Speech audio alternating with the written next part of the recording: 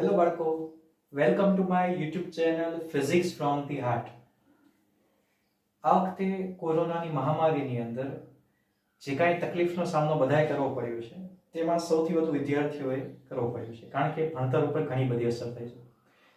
બોર્ડની પરીક્ષા મેના સ્ટાર્ટિંગની અંદર છે, તો ફિઝિક્સની અંદર કેટલીક ઇમ્પોર્ટન્ટ થિયરીઝ અને ઇમ્પોર્ટન્ટ ફોર્મ્યુલાસ અને ઇમ્પોર્ટન્ટ પ્રોબ્લેમ્સ જેનું સોલ્યુશન તમને આ ચેનલ ઉપર પ્રોવાઈડ કરવામાં આવશે, જેનાથી આશા રાખું બાળકો કે તમને ઘણો બધો બેનિફિટ થશે. શરૂ કરીએ બાળકો આપણે પ્રકાશશાસ્ત્રથી. પ્રકાશશાસ્ત્રની અંદર લગભગ 22 થી 23 પાર્ટનું બંને ચેપ્ટરમાંથી પૂછાય છે, તમારું પ્રકરણ 9 અને પ્રકરણ 10. તો એની કેટલીક ઇમ્પોર્ટન્ટ થિયરીઝ બાળકો જે હું તમને દરેક વિડીયો લેક્ચરની અંદર પ્રોવાઈડ કરીશ. બીજી વસ્તુ એ કે તમને કોઈ પણ થિયરીમાં ડાઉટ હોય અથવા તો કોઈ પણ દાખલાની અંદર ડાઉટ હોય તો તમે વિડીયોના અંતમાં કમેન્ટ કરી શકો છો, જેને ધ્યાનમાં રાખીને નવો વિડીયો પણ બનાવવામાં આવશે. તો શરૂ કરીએ બાળકો આપણે આજના ટોપિકથી. આજનો આપણો ટોપિક રહેવાનો છે ડોપલર અસર. બહુ સરળ શબ્દોની અંદર અને ટૂંક સમયમાં આપણે આ ટોપિકને સમજવાનો છે બાળકો.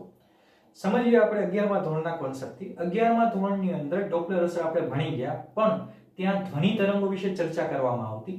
અહીંયા આપણે પ્રકાશના તરંગો વિશે ચર્ચા કરવાની છે. કોન્સેપ્ટ એ જ રહેવાનો છે બાળકો. ફક્ત સમજવાનું શું છે, આપણે ડોપલર અસર કોને કહેવાય. તમે કોઈ જગ્યાએ છો, સ્ટેશન પર ટ્રેન આવે છે, નજીક આવે છે તમને અવાજ વધારે સંભળાય છે, દૂર જાય છે અવાજ ઘટતો જાય છે. ટ્રેન જે છે એની આવૃત્તિ જે છે એ તો અચળ છે, પણ એ આવૃત્તિમાં ફેરફાર થતો એવું લાગે છે. નજીક આવે ત્યારે વધે, દૂર જાય ત્યારે ઘટે. આવી જ કંઈક ઘટના પ્રકાશના તરંગોમાં પણ બને છે બાળકો. તો એ અસરને ડોપલર અસર કહે છે. હવે આને વ્યાખ્યાયિત કરવું હોય તો કઈ રીતે કરી શકાય બાળકો? જો આ થિયરી પૂછાય તો સૌથી પહેલા આપણે એની વ્યાખ્યા દર્શાવવી પડે. તો સ્ત્રોત અને અવલોકનકાર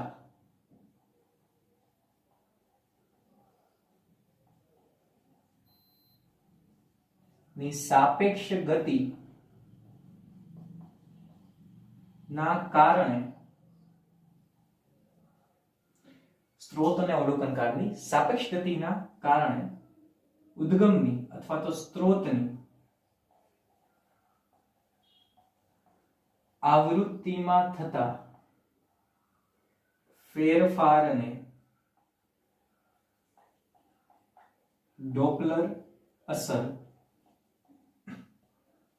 કહે છે. આ થઈ ગઈ ડોપલર અસરની સરળ શબ્દોની અંદર વ્યાખ્યા બાળકો.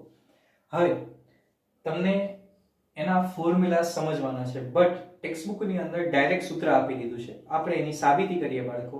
તો સૌથી પહેલા એક આદર્શ સૂત્ર જે આપણે સ્વીકારવાનું છે, F બરાબર F0 1 plus minus V by C. આ ફોર્મ્યુલામાં F જે છે એ નવી આવૃત્તિ છે, આ જે છે એ મૂળ આવૃત્તિ છે. 1 પ્લસ માઇનસ V એટલે પ્રકાશની માધ્યમમાં ઝડપ અને C એટલે પ્રકાશની શૂન્ય અવકાશમાં ઝડપ.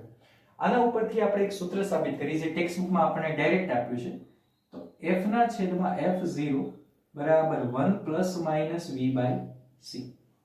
થોડુંક સાદુરૂપ આપીએ. હવે આપણે આને આવી રીતે પણ લખી શકીએ, C plus minus V divide by C. બંને બાજુ વિયોગ કરતા, વિયોગ કરશો એટલે અંશમાંથી છેદને બાદ કરવાનો રહેશે. છેદ એમ બરાબર C plus minus V minus C. અંશમાંથી છેદને બાદ કરીએ, છેદ એમ. અહીંયા C કેન્સલ થશે. F માઇનસ F0 આવૃત્તિમાં થતો ફેરફાર ડેલ્ટા F તરીકે વ્યાખ્યાયિત કરી શકીએ છીએ.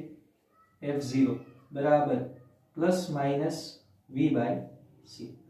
તો આ એક તમને આદર્શ સૂત્ર મળી જાય છે ડોપલર અસરનું. હવે આમાં સમજવાનું શું છે, આપણને કન્ફ્યુઝન એ થાય કે અહીંયા પ્લસ ક્યારે લેવું ને માઇનસ ક્યારે લેવું. તો બાળકો સમજો તમે કે તરંગ લંબાઈનો કોન્સેપ્ટ આપણે ધ્યાનમાં લેશું, કારણ કે તરંગ પ્રકાશશાસ્ત્રની અંદર જ્યારે તમને દાખલા પૂછવામાં આવે તો એમાં આવૃત્તિ નહીં, બટ આવૃત્તિની જગ્યાએ તરંગ લંબાઈનો કોન્સેપ્ટ લેવામાં આવે છે. પણ થોડુંક સમજીએ પહેલા તો આપણે કે જ્યારે ઉદ્ગમ અને સ્ત્રોત એકબીજાથી દૂર જાય તો આવૃત્તિ ઘટે અને તરંગ લંબાઈ એના વ્યસ્ત પ્રમાણમાં હોવાથી તરંગ લંબાઈ જે છે એ વધે છે. તો આ જે સૂત્ર જે છે એને હું બે ભાગમાં વહેંચી દઉં. એક તો કેસ 1 કે જ્યારે ઉદ્ગમ અને અવલોકનકાર એકબીજાથી ક્યાં જતા હશે, દૂર જાય, અને દૂર જાય તો તરંગ લંબાઈ વધે. તમને ખબર હોવી જોઈએ આપણે પીળા કલરની તરંગ લંબાઈ વિશે વિચારીએ 589 નેનોમીટર. પૃથ્વી ઉપર તમને 589 નેનોમીટર મળે છે, બટ જ્યારે કોઈ અધર ગ્રહ અધર પ્લેનેટ ઉપરથી આવે બીજા ગ્રહ ઉપરથી તો એ 589.6 નેનોમીટર મળે છે. ટૂંકમાં તરંગ લંબાઈમાં વધારો થાય છે કારણ કે ગ્રહ આપણાથી દૂર જાય છે. તો જ્યારે બંને એકબીજાથી દૂર જાય એ કેસની અંદર તરંગ લંબાઈ વધે, અને તરંગ લંબાઈ વધે તો સૌથી વધારે લાલ કલરની તરંગ લંબાઈ છે. તમને આ ગ્રાફનો થોડો ખ્યાલ હોવો જોઈએ બાળકો. તરંગ લંબાઈનો આ યલો કલર હાઈએસ્ટ રેડ ની હોય છે ને લોએસ્ટ બ્લુ ની હોય છે. તો જ્યારે તરંગ લંબાઈમાં વધે તો આ સાઈડ ખસવાનું થાય એટલે એને કહેવાય રેડ શિફ્ટ. જ્યારે તરંગ લંબાઈ ઘટે તો બ્લુ સાઈડ ખસવાનું થાય એટલે એને કહેવાય બ્લુ શિફ્ટ. તો આ કોન્સેપ્ટ યાદ રાખીને બાળકો આપણે આગળ વધીએ. જ્યારે એકબીજાથી ઉદ્ગમ અને દૂર જાય, ઉદ્ગમ અને અવલોકન કાળ, તો એ કેસની અંદર તમારે આ માઈનસ લેવાનું થશે. ડેલ્ટા એફ ના છેદમાં એફ બરાબર માઈનસ વી ના છેદમાં સી. આને કહેવાય રેડ શિફ્ટ. ઓકે બાળકો, રેડ શિફ્ટ શું છે તમને સમજાઈ ગયું. જ્યારે અવલોકનકાર અને સ્ત્રોત એકબીજાથી દૂર જાય તો આવૃત્તિમાં ઘટાડો થાય પણ તરંગ લંબાઈમાં વધારો થાય. એટલે અહીંયા લખી દઉં છું લેમ્ડા વધે, અને લેમ્ડા વધે એટલે એને કહેવાય રેડ શિફ્ટ. કેસ 2 ની અંદર જ્યારે અવલોકનકાર અને સ્ત્રોત એકબીજાથી નજીક આવે એટલે આવૃત્તિ વધે, અને આવૃત્તિ વધે તો લેમ્ડા ઘટે એટલે એને બ્લુ શિફ્ટ કહેવાય. એ કેસની અંદર તમારે delta F by F is equal to આ જે પ્લસ માઇનસ વાળું છે એમાંથી plus V by C consider કરવાનું રહેશે.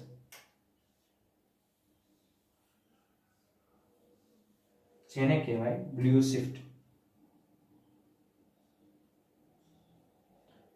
તો આ થઈ ગયો ડોપલર ઇફેક્ટનો ટોપિક, જેની અંદર તમને સૂત્ર ટેક્સ્ટબુકમાં આપેલા નથી, બટ આપણે એને અહીંયા સાબિત કર્યા છે. જો 2 માર્ક્સમાં પૂછાય તો તમે આટલું લખી શકો. એક વસ્તુ બાળકો, દાખલા ગણવા માટેની ટ્રીક. દાખલામાં જો તમને તરંગ લંબાઈ આપેલી હોય, અહીંયા તો આવૃત્તિ આપેલી છે, પણ એક સંબંધ આપણે સાબિત કરીએ. f ચલે છે 1/λ. આ આપણને બધાને ખબર છે. આપણે આને આવી રીતે પણ લખી શકીએ, f ચલે છે લેમ્ડાની -1 ઘાત.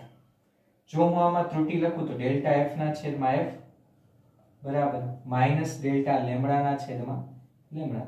તો જ્યાં ડેલ્ટા f ના છેદમાં f આવે ત્યાં તમે માઈનસ ડેલ્ટા ના લેમ્ડા ના છેદમાં લેમ્ડા લખી શકો. તો જ્યારે તમે ડેલ્ટા f ના છેદમાં f લખો, રેડ શિફ્ટમાં તમે આ સૂત્ર લખી શકો, બ્લુ શિફ્ટની અંદર પણ તમે delta lambda by lambda minus સેન્સમાં લખી શકો. તો આ થઈ ગઈ સાબિતી બાળકો કે ડેલ્ટા f બાય f બરાબર minus delta lambda by lambda. ઉદાહરણ નંબર 1 આ ચેપ્ટરનો, જેને તમે આ formula delta f by f ની જગ્યાએ minus delta lambda by lambda મૂકીને સોલ્વ કરી શકશો. બંને સાઈડથી માઈનસ કેન્સલ થઈ જશે અને ઉદાહરણ 1 નો તમને જવાબ મળી જશે બાળકો. તો આ થઈ ગઈ ડોપલર ઇફેક્ટ. થોડુંક જાણવા જેવું આની અંદર બાળકો, વાસ્તવિકતામાં ડોપલર ઇફેક્ટ જે છે એ છે શું, રેડ શિફ્ટ અને બ્લુ શિફ્ટ કોને કહે છે સમજો બાળકો. કે જ્યારે આ બ્રહ્માંડની જ્યારે રચના થઈ એ સમયે કોઈ એક જ વસ્તુમાંથી બધી વસ્તુ બનેલી છે. બિગ બેંગ થિયરી સાબિત થઈ સ્ટીફન હોકિંગ. તેણે એવું સમજાયું કે દરેક વસ્તુ જે છે અત્યારે વિસ્તરણ પામે છે. તો આપણે એવા સમયમાં રહીએ છીએ કે જ્યાં યુનિવર્સ એક્સપાન્ડ, એક પ્રસરણ પામે છે, જેથી બધી વસ્તુ દૂર જાય છે, અને દૂર જાય છે એટલે રેડ શિફ્ટ થાય છે. એક સમય એવો પણ આવશે કે દરેક વસ્તુનું સંકોચન થશે, બધું ફરીથી ભેગું થવાની ટ્રાય કરશે. એ ટાઈમ આવશે ત્યારે જે શિફ્ટ થશે એને આપણે બ્લુ શિફ્ટ કહેશું. તો આ કોન્સેપ્ટ રેડ શિફ્ટ અને બ્લુ શિફ્ટનો બાળકો ક્વોન્ટમ મિકેનિક્સનો, ક્વોન્ટમ ફિઝિક્સનો અગત્યનો ટોપિક છે બાળકો. બટ આપણે પુસ્તકની મર્યાદામાં રહીને આપણા માર્ક્સ માટે કંઈક આવી રીતે સમજી શકીએ અને ઉકેલ લાવી શકીએ. આશા રાખું બાળકો કે તમને આ ટોપિક સરળતાથી સમજાઈ ગયો હશે. જો તમને સમજાઈ ગયો હોય તો કમેન્ટ કરી દેજો બાળકો. બીજી વસ્તુ, તમને કોઈ પણ ડાઉટ હોય તો તમે કમેન્ટમાં લખી શકો છો. નવા વિડીયો જે છે તમારા ડાઉટને ધ્યાનમાં લઈને પણ બનાવવામાં આવશે. ઓકે બાળકો, તો તૈયારી કરો. ઓલ ધી બેસ્ટ તમને તમારી પ્રિપેરેશન માટે. Stay home, stay safe.